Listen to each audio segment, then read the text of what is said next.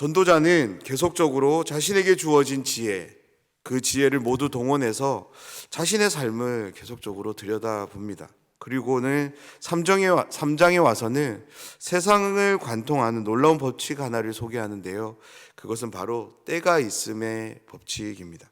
그런데 이 법칙들을 가만히 들여다보면 어떤 특별한 사람들에게만 주어지는, 그렇게 누리게 되는 법칙들이 아니라 이 땅을 살아가는 인생들이라면 누구나 겪게 되는 일반의 법칙인 것임을 우리는 발견하게 됩니다. 전도자는 이 일반의 법칙을 통하여 세상을 향해, 그리고 이 책을 읽게 되는 모든 독자들에게 어떤 교훈을 주려는 것일까요? 이 궁금증을 가지고 오늘 말씀을 함께 나누기를 원하는데요. 오늘도 말씀을 통해 우리 영혼에 깨달음을 주실 그 하나님을 기대하며 그 깨달음을 통해 하나님께 더 가까이 나아가는 역사가 함께하는 이 새벽 시간이 되기를 원합니다. 전도자는 이 법칙들을 통해 교훈하기 위해 먼저 이러한 말씀으로 말문을 엽니다. 1절 말씀인데요. 범사에 기한이 있고 천하만사가 다 때가 있나니.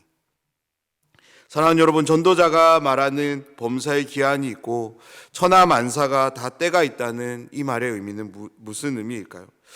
전도서를 계속 읽어가면서 우리는 전도자가 하나님과의 깊은 관계를 통해서 깨닫거나 누리게 되는 어떤 영적인 세계에 대한 교훈 혹은 진리에 대한, 다시 말해서 어떤 추상적인 개념을 우리에게 들려주고 있는 것이 아니라 지극히 평범한 일상에서 주어지는 여러 다양한 상황들, 그러한 상황들을 깊이 고찰하고 그런 상황들에서 필연적으로 겪게 되는 희노애락에 대해 우리에게 소개하고 있는, 교훈하고 있는 그런 이야기들임을 우리는 보게 됩니다.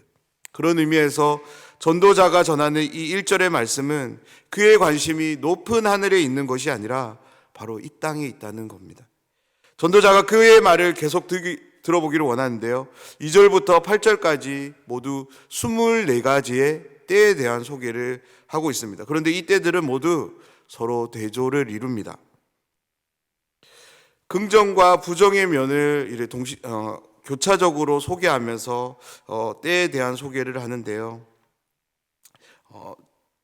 이 말을 조금 더 우리가 잘 이해하기 위해서 우리가 소개되는 이 때들이 무엇이 긍정이고 무엇이 부정인지를 우리가 한번 살펴보면서 이 때들을 쭉 읽어가면 좋을 것 같습니다. 날 때가 있으면 죽을 때가 있다 해서 어떤 것이 긍정적으로 보이십니까? 날 때가 긍정적으로 보여주실 것입니다. 울 때가 있으면 웃을 때가 있고, 여기에서 부정은 울 때입니다. 찾을 때가 있으면 잃을 때가 있고, 여기서 찾을 때라는 긍정과 잃을 때라는 이 부정이 함께 쓰이는데요. 어떠신가요? 2절부터 8절에 소개되는 이 24가지 상황들 중 몇 가지를 제가 말씀드렸는데 전도자의 이 때에 대한 말의 전함이 좀 공감이 되시는가요?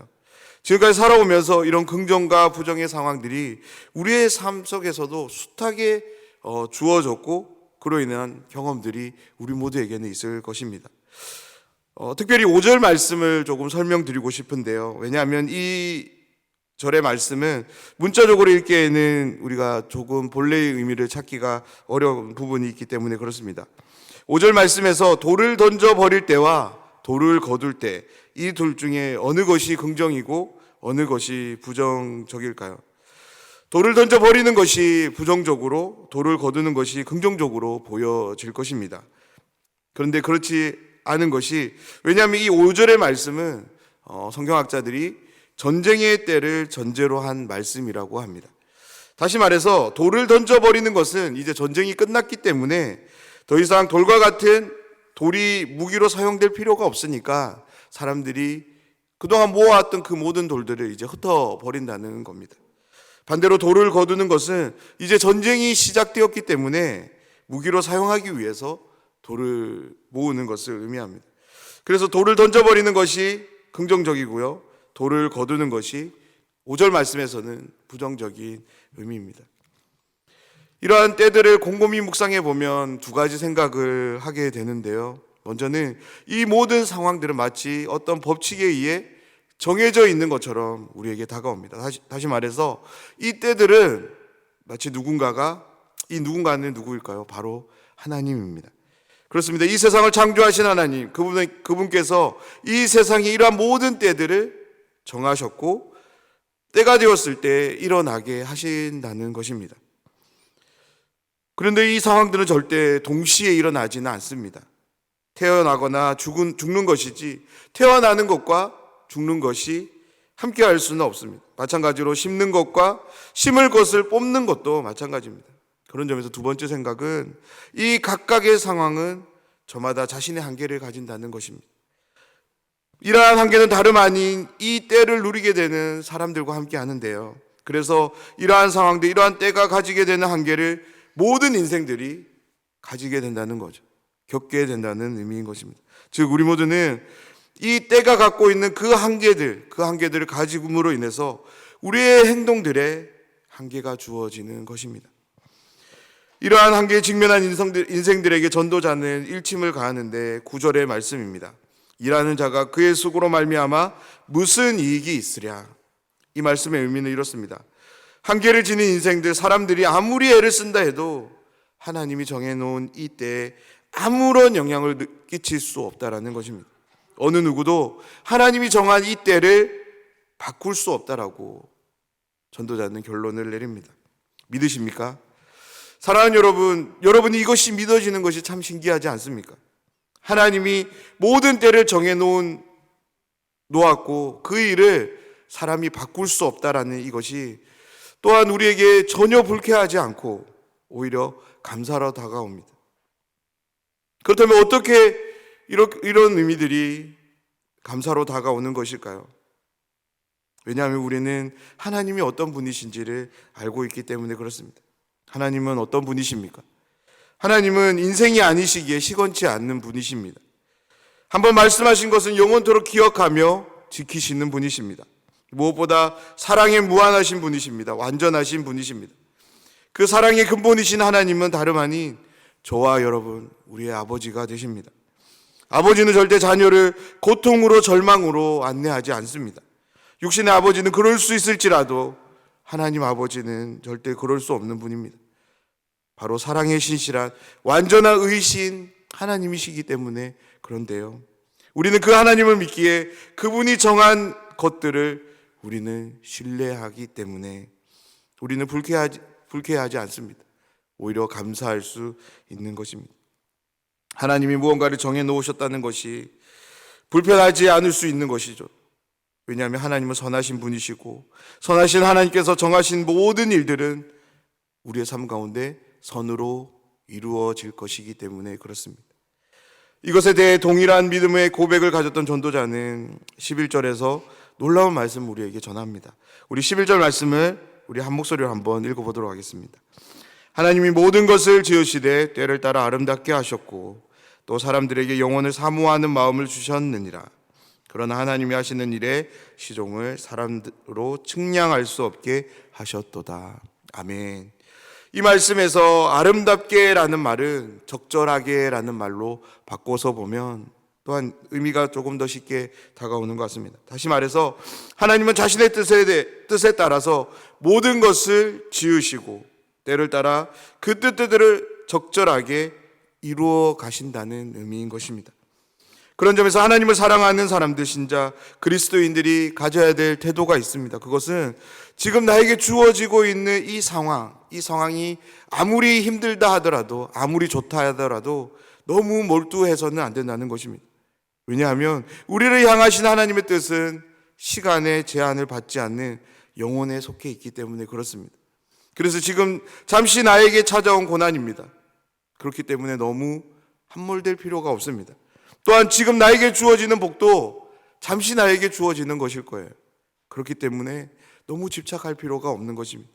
고난도 복도 잠깐 있다가 사라지는 것들입니다. 그러한 것들은 절대 우리의 삶 속에 영원하지 않습니다. 오직 하나님만이 우리의 삶 가운데 영원하신 분이십니다. 그런데 머리로는 아는데 행동으로 옮기기가 참 쉽지가 않습니다. 왜냐하면 우리는 하나님이 하시는 일을 특별히 언제 시작되고 언제 끝날지를 알지 못하기 때문인데요. 이 고난이 언제 끝날지를 안다면 우리는 잘 감당할 수 있을 거예요. 또한 하나님으로부터 복이 언제 올지를 안다면 우리는 인내하며 또한 기다릴 수 있을 것입니다. 그런 우리를 향해 전도자는 이런 말씀을 들려줍니다. 영혼을 사모하는 마음을 주셨다고. 한글 성경에는 사모하는 이라는 단어가 기록되었는데 히브리 성경이나 영어 성경, 중국어 그 외에 다른 번역본에서는 사모하는 이라는 이 말이 나오지 않습니다. 그래서 다시 번역해 보면 하나님은 사람의 마음에 영혼을 두셨다라고 우리는 이 말씀을 볼 수 있습니다. 표준 세번역에서는 이 말씀을 이렇게 번역하는데요. 더욱이 하나님은 사람들에게 과거와 미래를 생각하는 감각을 주셨다라고 번역하고 있습니다. 이렇게 번역하면 뒷부분이 우리 자연스럽게 연결되는 것 같아요. 하나님은 사람들에게 과거와 미래를 생각하는 감각을 주셨지만 그러나 하나님이 하실 일들의 그 시종을 알지 못하도록 하셨다는 거죠. 그렇습니다. 11절은 무한한 하나님과 유한한 사람, 다시 말해서 창조주와 피조물의 간극이 얼마나 큰지를 극명하게 보여주는 말씀입니다. 아무리 지혜가 있고 명석하다 한들 어떤 존재라고 전도자는 선언하냐면 그래봤자 하나님이 하실 일의 시작도 끝도 모르는 존재다라고 말하고 있는 것입니다. 전도자가 이렇게 말하는 이유가 있습니다. 그것은 바로 자신이 하나님 앞에서, 전도자 자신이 하나님 앞에서 이 한계를 경험했기 때문에 그렇습니다. 자신이 지혜로운 자인 줄 알았습니다. 하지만 그 지혜를 가지고 아무리 들여다봐도 하나님이 하실 일을 자기가 깨닫지 못하겠다라는 것이죠. 사랑하는 여러분, 나라고 하는 사람이 꽤 그럴듯해 보일 수 있습니다. 마음만 먹으면 뭐든지 해낼 수 있을 것 같아 보입니다. 그런 우리를 향해 전도자는 이렇게 말합니다. 그렇게 자신 충만하지 말고 하나님을 인정하며 하나님을 의지하며 살아가라라고. 11절 말씀입니다. 사람들이 사는 동안에 기뻐하며 선을 행하는 것보다 더 나은 것이 없는 줄을 내가 알았고. 12절 말씀은 이렇게 시작하는데요. 내가 이제 깨달았다라고 이렇게 시작합니다. 그렇다면 전도자가 깨달은 것이 무엇일까요? 하나님이 하시는 일에 대한 깨달음일까요? 아닙니다. 이 무능함을 누구보다 극명하게 잘 알고 있었던 전도자는 절대 하나님이 하시는 일들에 대해서 우리에게 들려주지 않을 것입니다. 그렇다면 전도자가 깨달은 것이 무엇일까요?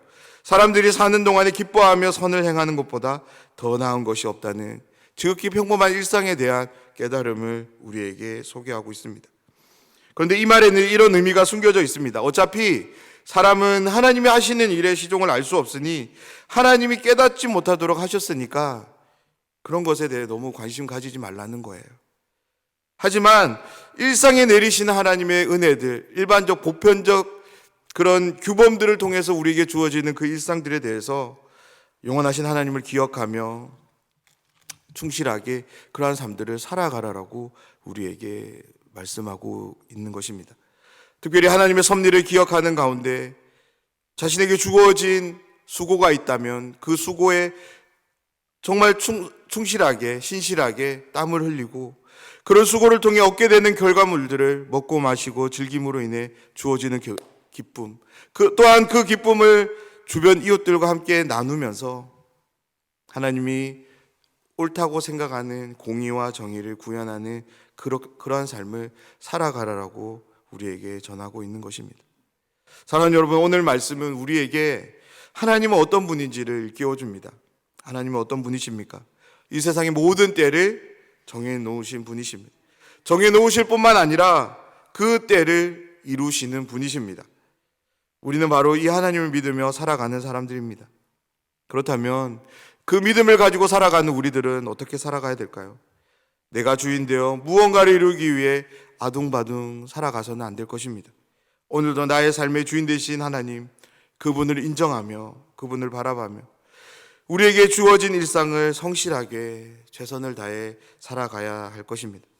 그러한 삶을 살아가는 모든 분들에게 하나님은 오늘 전도자가 깨달았던 그 복된 삶을 선물로 내려주실 줄 믿습니다. 오늘 하루 하나님으로 주어지는 그 선물을 받고 그 선물로 인해 기뻐하며 함께하는 이웃들과 그 기쁨을 나누며 살아가는 우리들의 삶이 되길 주님의 이름으로 축원합니다.